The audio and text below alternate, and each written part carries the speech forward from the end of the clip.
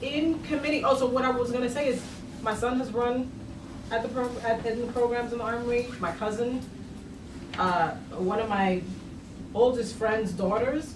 So it's not specifically like just trying to target any of the work that the Armory Foundation has done. They came and did a lovely presentation of all the work that they've done and the work that they've done over time. However, in a community such as Washington Heights and Inwood, where we have tremendous needs that need to be served, where we have youth outcomes that we'd like to see, where we'd like the proper supports for different populations in our community, like the elders, for instance, for this space to be being utilized in the way that it is. And from looking at the tax records, seemingly to the enrichment of a select few, to the tune of near $1 million for 5 people in 1 year. Whoa, everyone that I say that to is like, what do you mean? That sounds crazy. It does sound kind of crazy. So, that being said, this raised from $5,000 to $15,000 for the seniors in our community, when all they wanted to do was walk around the track a couple of times a week, so that they're not in the cold trying to do it.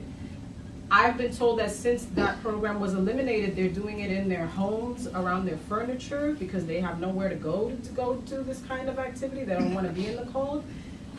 Not what I would like to see in our community. But even more so, when we posed that question to the Armory Foundation here in committee, the answer to that was, well, Norbert Sander didn't really get along with Betty Lee.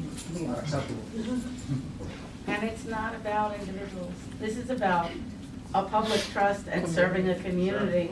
And it just feels overwhelmingly like our community is not being served well by all of this variety of issues that are coming up. And that's not to say that there shouldn't be a track, but we see a lot of kids from not in the neighborhood being served by that track, and a lot less kids from within our neighborhood. And that's a serious concern in this kind of neighborhood. If I may? Yes. I'm not saying something, but, Thank you, sorry.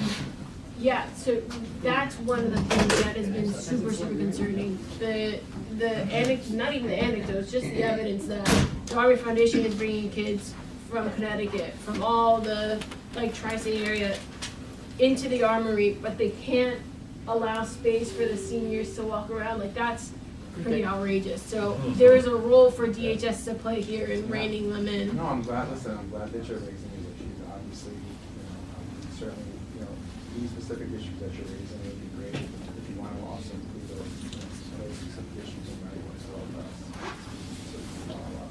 So I want to say that I've been, as much as I've been looking, pretty much doing a forensic study of all of this information. It is a vast, because it's been going on for so long.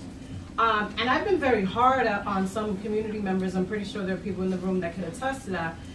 Because what I realize, unfortunately, is that those of us who are charged with having the responsibility to make sure that the community is protected and that what is being done, specifically with city resources, has not been really done. And those that are charged with holding that power structure accountable are not doing that either.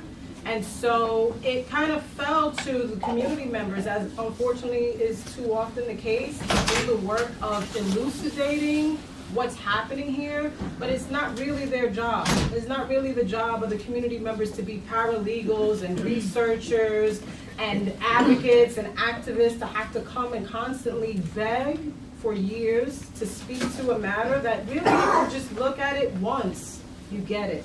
I got it. Everyone else seems to instantly get it if you present them with the information.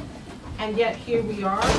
And for me, that one person and their organization falls in the balance of that, and now they're just instantly evicted. But yet, another thing that I think should be raised in this committee today is the fact that there was a queen-size bed in one of the rooms at one point, that someone had an apartment. I saw this bed. There's video of this queen-size bed with a teddy bear sitting in the Armory